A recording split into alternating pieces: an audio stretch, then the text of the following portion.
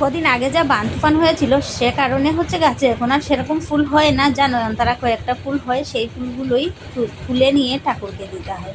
Good morning সবাইকে। সকাল বাজে তখন 6টা মতো হবে। ঘুম থেকে উঠে ফ্রেশ হয়ে আগে ফুলগুলো তুলতে ছাদে গেলাম। আর ফুলগুলো না তুললে না, ওই তুলসী পাতা নেবে বলে সবাই নিয়ে চলে যায়, কিন্তু গাছগুলো আমি লাগিয়েছি, আমি জল দিই, কিন্তু আমি আগে যদি ফুলগুলো না তুলি তারপরে কিন্তু আর পাই না। সেই জন্য হচ্ছে ঘুম থেকে উঠে ফ্রেশ হয়ে আগে ফুল তোলাটা করে, মানে ফুল তোলার কাজটা আগে করে নিতে হয়। তো যাই হোক, আজ কটা ফুল পেয়েছি মঙ্গলবার, আর ঘরে কিছু গাঁদা ফুল রয়েছে, সেই ফুল দিয়েই বজরংবলীকে পুজো দেবো। আজ তো মঙ্গলবার, আর ভোলে বাবাকে তো কাল পুজো দিয়েছি, আর আজ আবার সবাইকে পুজো দেবো। মানে আজ হচ্ছে বজরংবলীর বার, আর কাল গেল হচ্ছে ভোলে বাবার বার। তো যাই হোক, স্নান দান করে এখানে পুজো দিয়ে দিচ্ছি।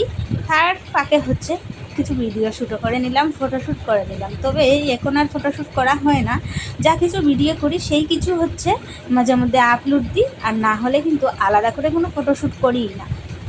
এই যে সকালের দিকটা মোটামুটি যাচ্ছে, কাজের তাড়াহুড়োর মধ্যে সময়টা মোটামুটি পার করে নিই। শরীরটা এতটাও ক্লান্ত লাগে না।